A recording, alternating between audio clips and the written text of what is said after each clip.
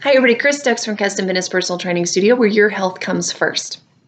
Today's topic, I don't care how many calories you burned at your last workout.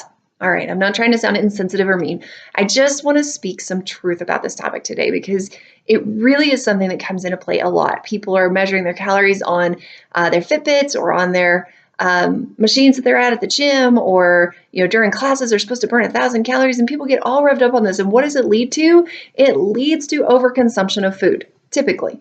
So with the industry in health and fitness growing at the rate that it has been, so often people get stuck in past truths and they just aren't able to keep up with current science.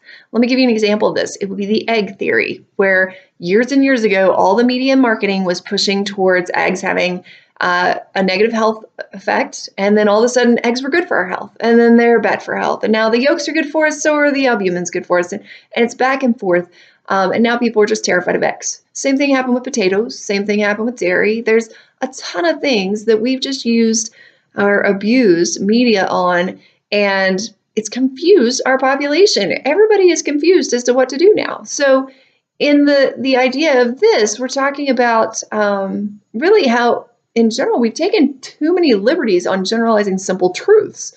I mean, there's a lot of simple truths out there, one-liners that make a lot of sense, but they're not the whole puzzle, right? So in this instance, we're talking about calories in versus calories out equals weight loss, right? Simple enough statement. It makes sense. You put fuel in, you burn fuel off, you'll lose weight. That's why so many people do calorie restricted diets and end up in such poor health later on, because they're only looking at one piece of the puzzle. So this is a great formula if you live in a bubble. But if you don't live in a bubble and you happen to have a human body, then your body has so many more processes going on that this cannot be the standalone thing that you hold on to in order to get healthy and lose body fat. So while it's true to a certain level, you just really, surely you've heard this, you can't exercise a bad diet. You have to fuel your daily activities, right? So we all want to believe that exercise is the main component of weight loss, fat loss, body reshaping, all those things, even though that we know deep down that it truly isn't. So why do we do that? Well, I believe that it's because exercise is truly the easiest thing to control for most people.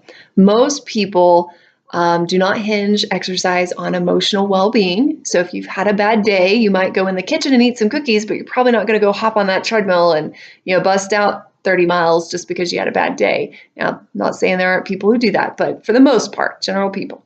But if you think about it, it's also easy to control because it's such a small portion of time each week. I mean, it's really not taking up most of your time. It feels like it some days. It feels like, I really don't want to go do this. It's going to take so much time. I've got this and this and this to do. But in truth, it's not taking that much time. So let's put this into numbers for those of you that, really like numbers. So if you exercise 30 minutes a day, 7 days a week, that's 3.5 hours. 3.5 hours. That's great. So you exercise for 3.5 hours this week. So let's say that you burn 800 calories at each workout. That's like 5,600 calories. Yay, you. That's awesome. Except that it's kind of not. So here's where the bubble bursts. While it sounds great to burn 5,600 calories, what about the other 164.5 hours during the week that you weren't burning calories, or at least as high of them? And what about the other 10,000+ calories that you consumed that week? What about those? How is that helping your process? So you can see that you can exercise more, but it's really only going to cause you to crave more. And this isn't a message of doom. It's just simply how your body works. So let me give you an example here. Envision your car. You fill it up with a quarter tank of gas and then hop in it and decide to go on a quick trip to New York. So something tells me that as you hop in and you start driving, you're probably not going to make it very far towards New York. You might make it a little ways, right? You're going to get out of town probably, but then it's going to stop. And when it stops working, you have two choices. You can either A, get out and start kicking the car for stopping and you not understanding what is wrong with it and why it broke down, or you can understand that the car needs more fuel in order to complete your envisioned trip, right? So you see how the car burned up the gas is just like how your body burns up calories. And while that's great because it's doing what it's supposed to do, right? As we use calories, we're burning them up. It isn't as important as how your car burned the gas. Does that make sense? So did it use it efficiently? Did it give you great highway mileage? or to just run through it like an old junker? So that's kind of what we're looking at with your body. It's the same story. The number of calories that you burn during your workout doesn't excite me as much as how much muscle you were able to stimulate and how much intensity was put in your workout to be able to help make your body more metabolically efficient, which is going to lead to overall better health and transform physique. Why?